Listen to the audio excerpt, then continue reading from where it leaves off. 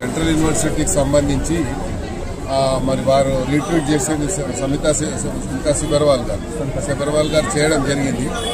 ఆమె అందుకే చెప్పింది క్లియర్గా ఏం చెప్పిందంటే, నేను పంపించే రీట్వీట్ చేసింది అక్కడ ఉన్నటువంటి ప్రాక్టికల్గా వాస్తవంగా ఉన్నదాన్ని చేశానని చెప్పారు.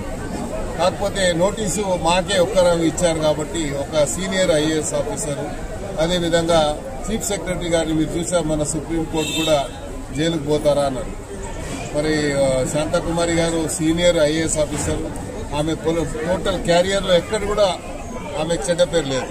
కానీ మన సుప్రీంకోర్టు కామెంట్ వల్ల ఆమె ఎంతో హ్యూమిలేషన్కి గురైందని మనం అర్థం చేసుకోవచ్చు.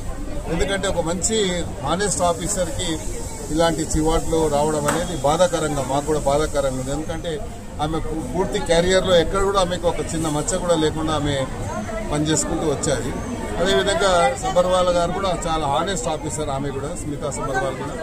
మరి ఆమె ఉన్న వాస్తవాన్ని రీట్వీట్ చేసింది తప్ప ఏదో గవర్నమెంట్ చేసిందని నేను భావించడం లేదు, గవర్నమెంట్ ఉద్దేశపూర్వకంగా బ్లేమ్ చేసిందని నేను భావించడం లేదు. ఎందుకంటే గచ్చిబౌలి ఏదైతే ఇష్యూ ఉందో అక్కడ డీప్ ఫారెస్ట్ ఉంది అని చెప్పి రకరకాలుగా వచ్చింది కాబట్టి మరి దాని ఇష్యూలో ప్రభుత్వం మళ్ళీ పునరాలోచన ఉంది అనేది మనం చూస్తా ఉన్నాం.